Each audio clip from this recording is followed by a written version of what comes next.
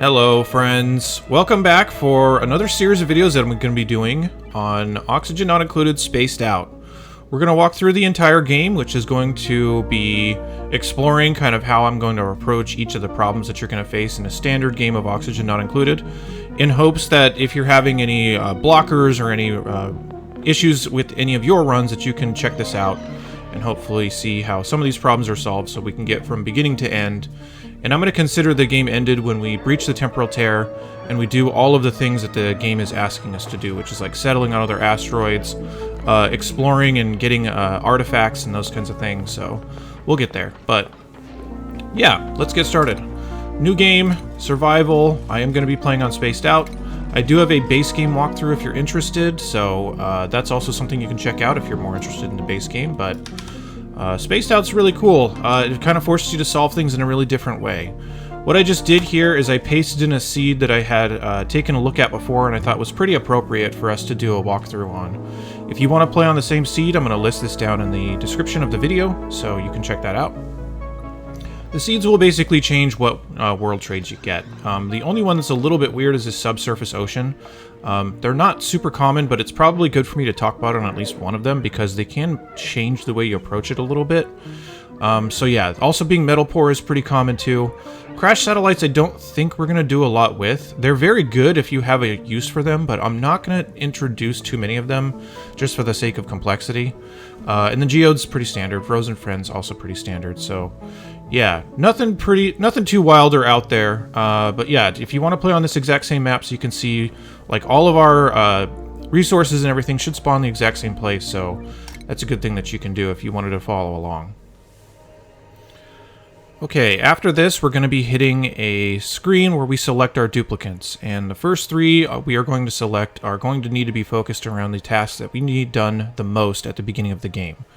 So I'm going to want to prioritize getting somebody that's good at researching, somebody that's good at building, and somebody that's good at mining. So I'm just going to select those roles here really quickly. And we might re-roll to get better ones. And I know that I did not do this in previous ones because it's been so long since I started playing this. I honestly did not remember these buttons existed, so thank you for telling me about that.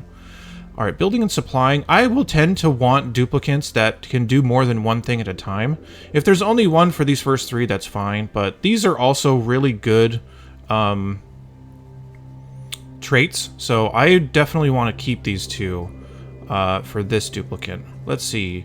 John does not really impress me too much. I also really don't want this trait either, so I'm going to reroll. Not very impressed with that one. I don't really like the not being able to build very well, because we need him to do that.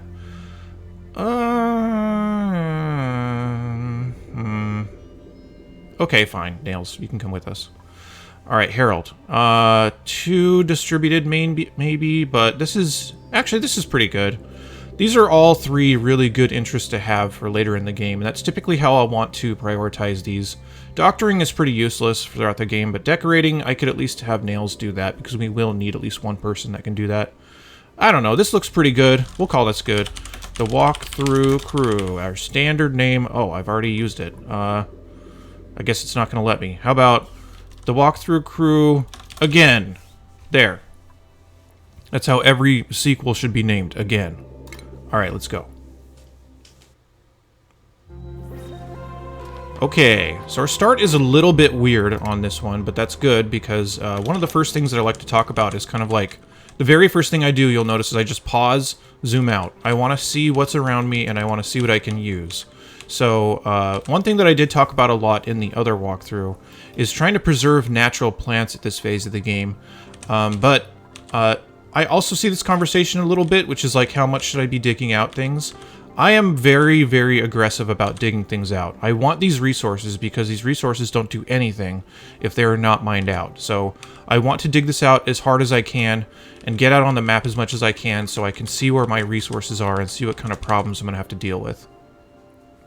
But for right now, if I can preserve any of these plants, I will do that, just because we're going to want those for some rooms later on. And also, if we need a little bit of extra food, they can help. They're not great at it, but I don't want to waste it if I can help it. So the first thing I'm going to do is I want to dig upward. I want to hit the top of the map kind of quickly. And I want to dig it in about a 3 tile wide space, something like this. And I'm just going to put a ladder that goes straight up the middle here, and we're going to leave those 3 tiles wide because we will want those for extra transportation options at some point. So I'm going to get started. Let's start having these duplicants do something. The first thing that I want to build once I get the resources for it is outhouses. Oh, I'm going to destroy this food box, by the way. We don't really need that. Also note that a lot of this placement of these things is going to be temporary, so don't worry too much about the placement of it yet. I just want to figure out what's good, at least to shape my base up for the first time. So once we get this ration box out of the way, we'll build a few outhouses. The outhouses will need to be here so our duplicants can use the bathroom. Pretty standard. And I do want some dirt, so I'm going to make sure that I get some dirt to fill up those outhouses too. Once we get further along, I'm going to prioritize and schedule them differently. For right now, I'm not going to be too worried about it because we don't need to pay that much attention yet. And then for any extra floors, for right now, I'm not going to worry too much about where I'm placing everything, but I do want beds, at least for the first night, so that my duplicants are not working more slowly because they're in pain. So let's get those set up as well. Just a few beds. Again, all this is very temporary. I mostly want to settle towards the top of the map if I can. So anything that I put down here is just going to be until we can get access to further stuff up there. I will also want to dig down just a little bit, just so that the carbon dioxide that my duplicates produce, or if I find any pockets of it, like there's a lot right here, will settle down below where I'm going to have my duplicants working. So I'm just going to do something like this to dig it out a little bit more. This is the same thing that I did in the base game walkthrough, so if you've seen this, you know this already, but I like to build in a grid pattern. So I like to keep about 4 spaces per floor, something like this, and then in each one of those 4, I will put another layer of ladders, at least initially. The ladders are going to be useful for your first time digging things out, just so that all the debris falls into one place, so that you can move it around more easily, rather than having debris on every single level because you have built tiles there instead of ladders. Alright, we're getting a lot further up here. We're able to see a little bit more. Hey, we're hitting an ice biome immediately. That's good. The ice biomes in Spaced Out are going to be pretty essential, but there's also going to be things that spawn in here that are going to be very important, which is our cool slush geyser and our cool salt slush geysers, I think what it's called. Or maybe it's just salt slush, I don't know. For any other plants that are here, I'm just going to leave them alone, like I said. You can harvest them if you need to, but we'll have food replacement here in just a bit, so I'm not too worried about it. So yeah, just digging down to fill up the bottom with carbon dioxide where we can. Also note that I'm leaving any of these pools of water alone. There can be an obsession to kind of shape these out right away and do something like this, of being like, oh, this is where I want my water pit to be. But doing that really doesn't accomplish anything. And we'll eventually have our own space for water, but for these ones, just kind of leave them alone because we will drain them and we will use them. And at least for the time being, we can build around them, so I'm not too worried about that. We're getting these beds to be not usable because our oxalite is getting mined out. So, once we have our first few beds and our first few outhouses, we're going to have a time where our duplicants need to go to sleep. So, their schedules are going to come up for that. We're not going to worry about it too much for right now. We will get those set up later. The other things that we are going to need once the day starts tomorrow is we're going to need a place to do research and a place to generate power. So I'm going to start spacing out, obviously no pun intended, how I want these areas to be set up. So this is going to be 4 and then another block here because that's going to be the next floor. I guess I should do it with ladders. I don't know why I'm doing it with that. Then I'm going to find a space kind of towards the top that we can eventually start placing our research station and our power generation area. So this part I am going to use for tiles. I will eventually use tiles just so I can create stuff there, and just so some of the debris can fall on top of the tiles. So I'm going to do that. There's another thing that fell. And then up here, I'm going to set up a place. Uh-oh, what's into? Oh, some sand falling. I'm going to set up a place that's going to be for research and for power generation. So I'm going to set up some stations that are going to be research. Go into power and we'll set up a hamster wheel. Going to set up a battery because we don't want it just to be running non-stop. If we can store our power and have our duplicants do something other than running on that, that would be really nice. And let me get this fixed so we can at least use it for the next day. Also get a lot of questions about duplicants' hands being dirty from using the bathrooms from these outhouses. I just don't think it's worth spending the time doing that right now. We will take care of that eventually, but early in the game, it's not that big of a deal. I get a lot of people asking about that. And it obviously feels bad. Like, you all have some good survival instincts to not want to eat food right after you're using the bathroom, so thank you for that. But our duplicants, they don't really care that much. If they get afflicted by any food poisoning, at this stage of the game, I'd rather do that than obsess over making sure that their hands are clean. So, kind of counterintuitive. Definitely wash your hands in real life before you eat. That's a great thing to do. Alright, once we get our research station up, as far as research goes, just research all the blue items. So if you take a look at these, some of them require blue, some of them require purple. There's some other colors deeper into the tree as well.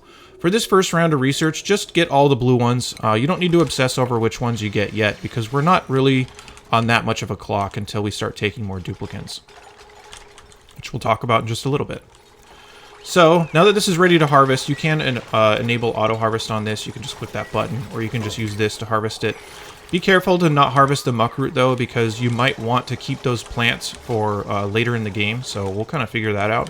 I might keep this area, but we'll talk about it. So, now that we have our research station up, and now that we have a way to generate power, I don't want duplicants to be doing tasks they're not very good at. So let's figure out who's who and make sure that we label them appropriately, which is what we should have done in the first place, but I totally didn't. Let's see, personal interest, building. So Nisbet is our builder. We do not want Nisbet to be researching if we can help it. I hate it does that. So Nisbet, we don't want you to do that. We'll fix their priorities here in just a little bit. We would rather have Harold researching, so Harold's just going to be named that. And Nails, this kind of just narrows it down. It's going to be our miner. There we go. Now, because we want to make sure that they're doing the jobs that they're good at, let's make sure that we only prioritize into the spots that we want them to do. So, Nisbet, we want to be in building. For Harold, we want to be in researching. And for Nails, we want to be in digging. There's a couple others that I'm always going to raise up quite a bit. And I'm just going to... Oops, I don't want a sword. I'm just going to set it for everyone that I want it to be high. Anytime that I want to attack something, I want it to be high. Any toggling, I want to be high. This is like opening and closing doors and stuff like that. And that's pretty much it. We'll get more duplicants that specialize in more things in the future. Eventually, this will resettle to just have everyone be pretty much the same. But for right now, I want to specialize the duplicants in what they're good at. So... Nisbet, we do not want you to research, so get off the research station. There we go. Now they'll be more prioritized to be doing the things that they're good at. We'll talk about schedules once we take an additional duplicant. For right now, they can all just be on the same schedule. It's not that big of a deal. So yeah, this first part of the game is really just exploring and kind of trying to figure out what's around you and getting out on the map and... you know, seeing what you have to deal with. So I know that I have a lot of copper. I know that I have a lot of this temperate biome that I can mine out. I'm eventually going to hit walls that I can't mine through because I don't have the skills for it. Eventually your duplicants will earn skills and we will start assigning them based upon what's most appropriate for their roles. So now that they're about to go to bed for the second time, this is probably where I'm going to call this first video. It's pretty straightforward, but hopefully this answered some initial questions about how to get started. All I'm going to be doing in the meantime is researching, digging around the map, trying to figure out where things are. I want to hit the top, or at least as high as I can go for right now, so I know what's around me. And I'm going to dig in each direction in the temperate biome until I hit walls that I can't dig through, so that I know as much as possible as early as possible. So that's going to be it. I'll jump back on with another video as soon as it's time to take our next duplicant, so we can talk about that and talk about the next things we're going to be worried about. I'm also going to be mining out some area for my duplicants to live and work. It'll probably be in this area, and again, I'm going to mine it out with ladders. So just something basic like this. 1, 2, 3, 4, 5.